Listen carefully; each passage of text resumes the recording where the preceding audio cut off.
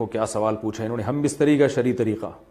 محمد رفیع صاحب پوچھ رہے ہیں، میں بتا نہیں رہا کہاں سے ہیں تاکہ ایسا نہ ہو ان کے گھر والے جان لیں۔ میری عنقریب شادی ہونے والی ہے، مجھے زوجہ سے قربت کا سنت طریقہ بتا دیں۔ یہ سوال حیا کے خلاف ہے اور میں حیا کے خلاف سوالات نہ پڑھتا ہوں نہ اس کے جواب دیتا ہوں، لیکن چونکہ یہ سوال بہت زیادہ لوگ پوچھتے ہیں تو میں نے ہمت کر کے آج یہ پڑھ لیا ہے، اور اس میں لوگ غلط گائیڈ بھی کر رہے ہیں، تو اس لیے میں اس کا جواب دے رہا ہوں کہ اسلام میں کوئی خاص طریقہ نہیں ہے اس کا۔ اس پہ فالتو کتابیں لوگوں نے لکھی ہوئی ہیں، پتہ نہیں کیا کیا، وہ ایسے ہی لوگوں کی آ رہا ہے۔ تو یہ چیز نیچرل ہے۔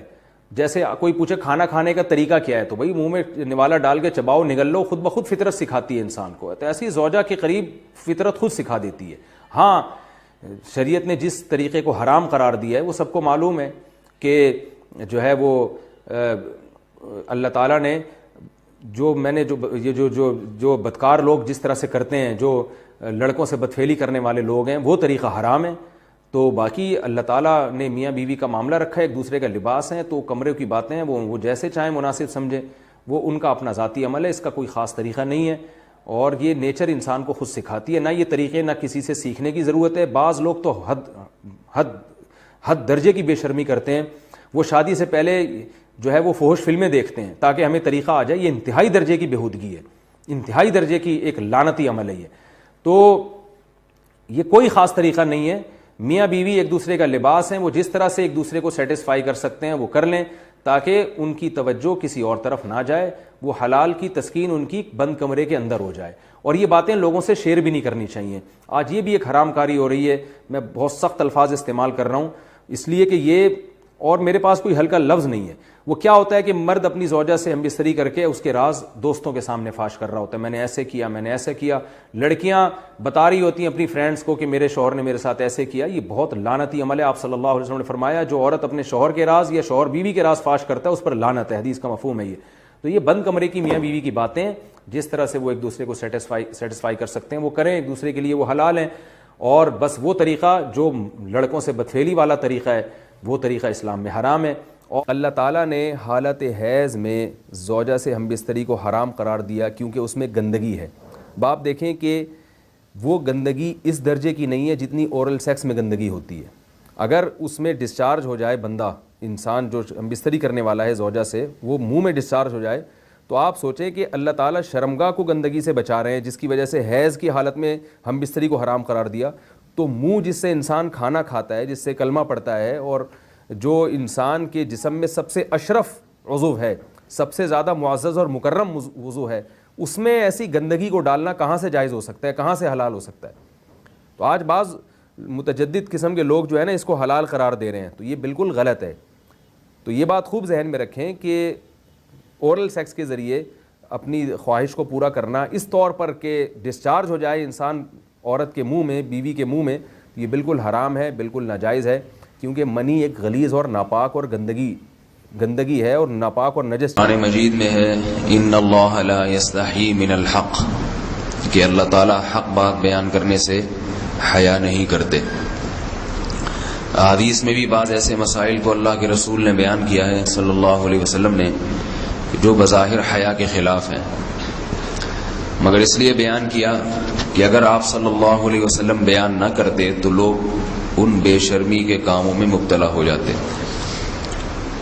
اسی وجہ سے میں بھی یہ ہمت کر رہا ہوں کہ ایک اور ایسا گناہ جس میں لوگ مبتلا ہیں، اور وہ ہے حیا کے خلاف، مگر ہے بہرحال شریعت کا مسئلہ اور لوگ اس میں گناہ میں مبتلا بھی ہیں، اس لیے بتانا ضروری ہے۔ وہ یہ ہے کہ لوگ شادی کے بعد بھی، آج کی نوجوان نسل زوجہ سے، بیوی سے غیر فطری طریقے سے ہم بستری کرتے ہیں۔ انٹرنیٹ پہ بیہودہ فلمیں دیکھتے ہیں، تو جو چیز انگریزوں کی دیکھ رہے ہیں کہ ان کے کلچر آہستہ آہستہ میڈیا کے ذریعے ہمارے معاشرے میں بھی آ رہا ہے۔ اللہ کے رسول صلی اللہ علیہ وسلم نے لعنت فرمائی ہے، ایک روایت میں ہے کہ اللہ اس کی طرف دیکھے گا نہیں کہ جو اپنی زوجہ سے پچھلے راستے سے ہم بستری کرے گا۔ یہ بیماری بھی، یہ گندگی بھی لوگوں میں پھیلتی جا رہی ہے، خاص طور پہ جن کو لڑکوں سے بدفعلی کی عادت پڑ جائے تو وہ زوجہ سے فطری راستے سے ہم بستری نہیں کرتے۔ اللہ نے فرمایا کہ نساؤکم حرث لکم، یہ تمہاری زوجات ہیں، بیویاں ہیں، یہ نسل بڑھانے کے لیے ہیں. تو اسی راستے میں انسان اپنی خواہش کو پوری کر سکتا ہے جس راستے سے نسل بڑھتی ہے. اس کے علاوہ کسی اور راستے سے اپنی خواہش کو پورا کرنا یہ حرام ہے، گناہ کبیرہ ہے، گندگی ہے. ہمارے پاس کیسز آتے ہیں، ایک پاک دامن لڑکی کی شادی ہوتی ہے، لڑکا بھی بظاہر بڑا نیک، لیکن کیا ہے، لڑکا چونکہ ٹھرکی ہوتا ہے، شہوت کا درندہ ہوتا ہے، تو وہ یہ نہیں دیکھتا کہ میں اپنی بری خواہش مٹانے کے لیے میں اپنی زوجہ کو غیر فطری طریقے پر مجبور کیسے کر سکتا ہوں. تو مجبور کرتا ہے پھر اپنی بیوی کو. اس میں جو عورتیں زیادہ پاک دامن نہیں ہو، نیک نہ ہو، یا ان کو یہ ڈر ہو کہ طلاق ہو گئی تو ہم کہاں جائیں گے، وہ پھر اپنے شوہر کے ساتھ اسی غیر فطری طریقے پر آمادہ ہو جاتی ہیں. اور اس کا عذاب اور اس کا وبال یہ ہوتا ہے کہ کچھ دنوں میں ان کو بھی اسی کی لت پڑ جاتی ہے. انسان جب بھی کوئی غیر فطری راستہ اختیار کرتا ہے، آخرت کا عذاب تو بعد میں، دنیا کا عذاب یہ آتا ہے کہ پھر اس کو لذت فطرت میں آتی نہیں ہے. پھر جو راستہ اللہ نے رکھے اس میں اس کو لذت نہیں آئے گی، پھر وہ گندگی میں ہی گھسنے کی کوشش کرے گا، اس کی بھی فطرت خراب ہو جاتی ہے، اور جس کے ساتھ یہ بدفعلی کی جائے اس کی بھی فطرت خراب ہو جاتی ہے، وہ بھی پھر کسی کے قابل نہیں رہتے. تو اپنے جان پر رحم کرنا چاہیے.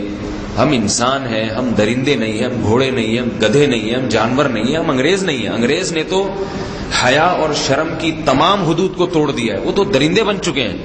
ہم تو درندے نہیں ہیں، ہم تو حلال کھاتے ہیں، پاک صاف رہنے کی کوشش کرتے ہیں. تو ہم ان کی جو کلچر دیکھ دیکھ کے ہم ویسے درندے بننے کی کوشش کیوں کریں.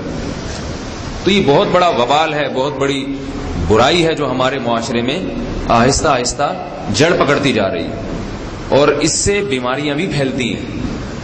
غیر فطری طریقہ ہے، بیماریاں بھی پھیلتی ہیں. ایسے کیسز آتے ہیں کہ جناب مرد مجبور کر رہا ہے بیوی کو، اور وہ بیوی جو ہے ساتھ نہیں دیتی، تو پھر اس کو طلاق کی دھمکیاں دیتے ہیں. ایسے کیسز بھی آتے ہیں.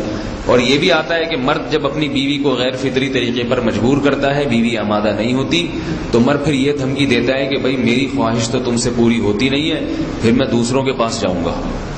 تو یاد رکھیں، جس عورت کا شوہر یہ دھمکی دے اس کو کہ میں زنا کروں گا اگر تم نے میری خواہش پوری نہیں کی غیر فطری طریقے سے، تو عورت اپنے شوہر سے کہہ دے کہ جاؤ تم کہیں اور جا کے منہ کالا کرو، تمہاری فطرت میں گندگی ہے تو یہ مجھے گندا بنانے کی کوشش نہ کرو. اس کو زنا کرنے دیں، وہ اللہ آخرت میں اس سے بھگتے گا. ہر بیماری کا اللہ نے علاج رکھا ہے. اللہ کے رسول صلی اللہ علیہ وسلم نے فرمایا، صحیح بخاری کی حدیث، ما انزل اللہ من داء الا انزل له دواء. کوئی بیماری ایسی نہیں ہے جو اللہ نے نازل کی ہو اور اس کے لیے دوا نہ رکھی ہو دنیا میں. تو اگر کسی کو ایسی لت پڑ گئی ہے غیر فطری کام کی، تو اس کو چاہیے کہ وہ اپنا علاج کرائے، ڈاکٹر سے بھی رابطہ کرے. اور سب سے بڑا علاج یہ کہ کچھ وقت صبر کرے گا، چھوڑ دے گا کچھ عرصے کے لیے، تو خود بخود آہستہ آہستہ صحیح ہو جائے گا. ایک آدمی شراب کا عادی ہے، ایک علاج تو یہ کہ ڈاکٹروں سے رابطہ کرے، اور بہترین علاج کے چھوڑ دے. کتنے دن تڑپے گا؟ 1 دن 2 دن 3 دن 4 دن 1 ہفتہ 2 ہفتہ، بہت زیادہ سال ہو جائے گا نا، اس کے بعد خود بہت ٹھیک ہو جائے گا.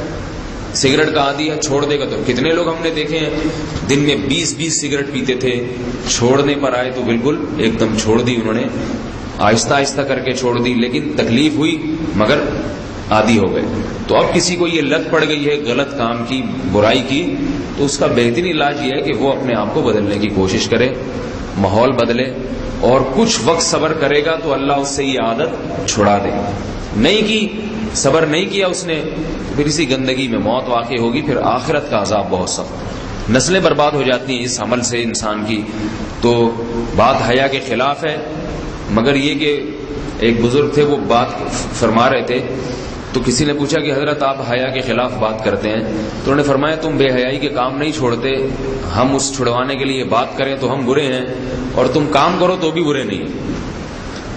برائی کا کام کرنے میں برا نہیں بنتا، اور برائی کے خلاف بولنے والا برا بن جاتا ہے کہ دیکھو یہ کیسی باتیں کر رہے ہیں.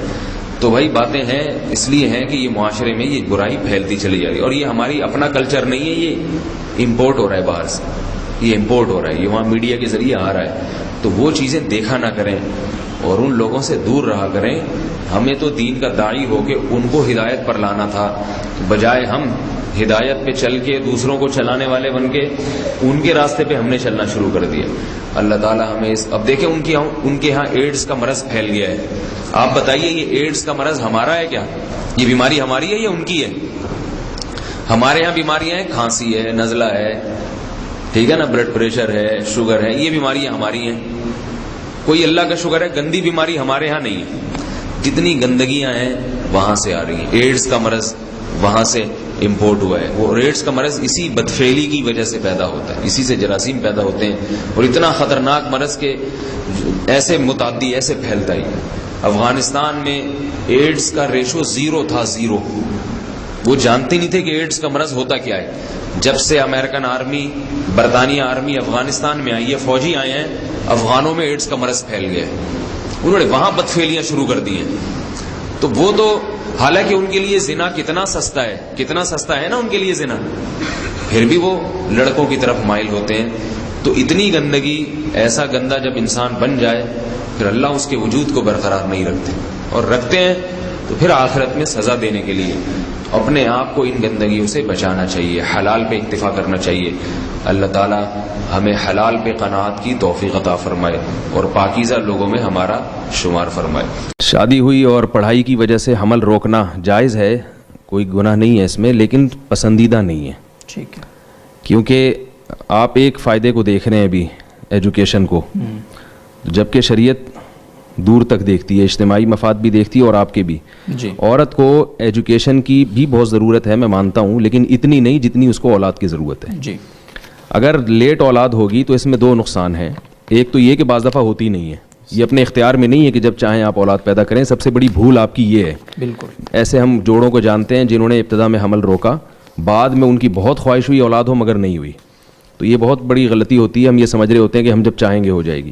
دوسرا یہ ہے کہ اولاد دیر سے ہوگی تو پھر عورت کے لیے ان کو پالنا مشکل ہوگا. آپ کے لیے بہتر ہے کہ آپ کی اولاد جوانی میں ہی جوان ہو جائے.